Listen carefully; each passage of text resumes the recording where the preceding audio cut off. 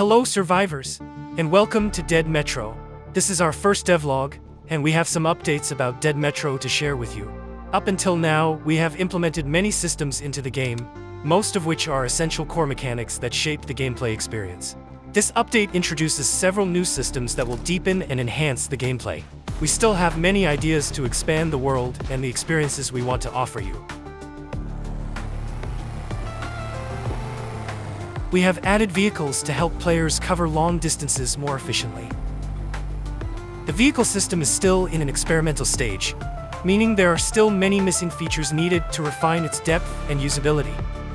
We will continue developing it until it is fully functional, with further updates coming in the future.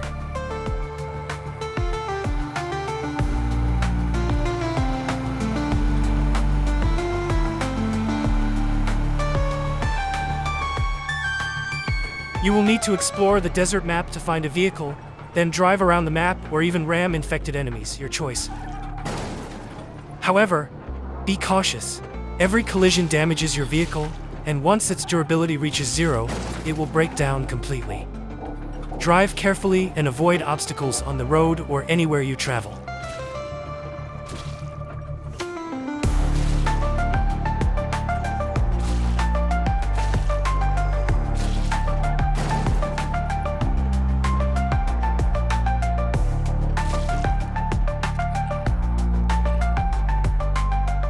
The throwing system has been added, allowing you to manipulate situations strategically.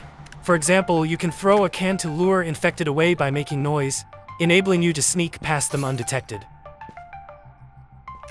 Developing the throwing system was complex as we needed to ensure a trajectory indicator showing the throwing range and whether the item in your hand can be thrown, the ability to throw objects at both short and long distances, the creation of sound impact effects to attract the infected. Many more elements related to the system will be added in future updates, including more throwable weapons and items to enrich the gameplay.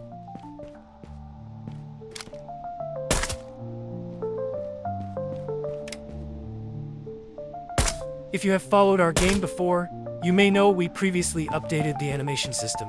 However, it did not enhance the player's movement details as much as we intended. This update focuses on improving character movement fluidity, making it smoother and more natural. While it may not yet be perfect, as some animations may still have slight inconsistencies, we will continue refining it in future updates for better responsiveness and immersion.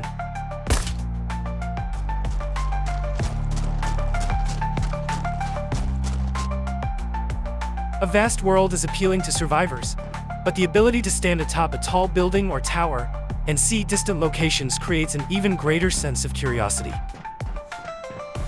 You will be able to visually identify places worth exploring and determine how far they are. We have added tower props that serve as vantage points, allowing you to survey distant areas. These towers not only enhance the environment's detail, but also serve as visual landmarks. If you are exploring a city, you might spot a communication tower or a water tank before seeing the actual city, helping you recognize that there are structures and points of interest nearby.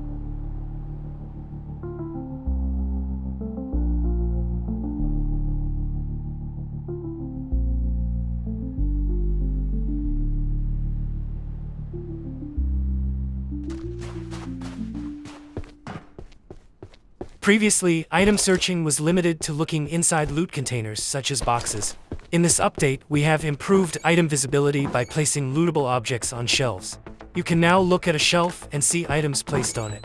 We have also applied this system to kitchen storage units.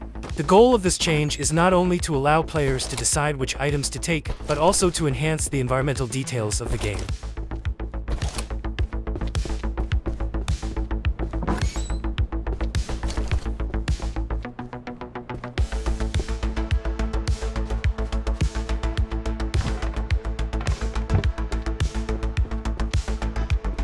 If you collect many weapons, you might want to store them neatly. We have adapted the loot display system to work with weapon racks, adding more functionality. You can place weapons, swap them, and in urgent situations, quickly grab a weapon from the rack for immediate use.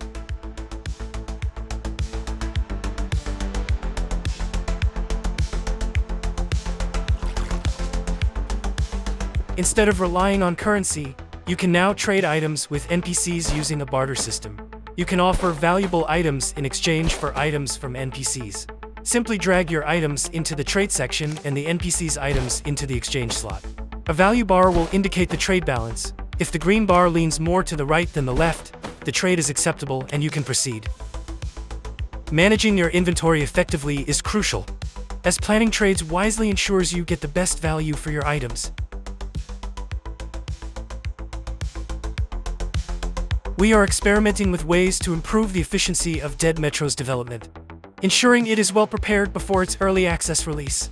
One key improvement is a new AI navigation system for infected enemies, specifically for climbing over obstacles.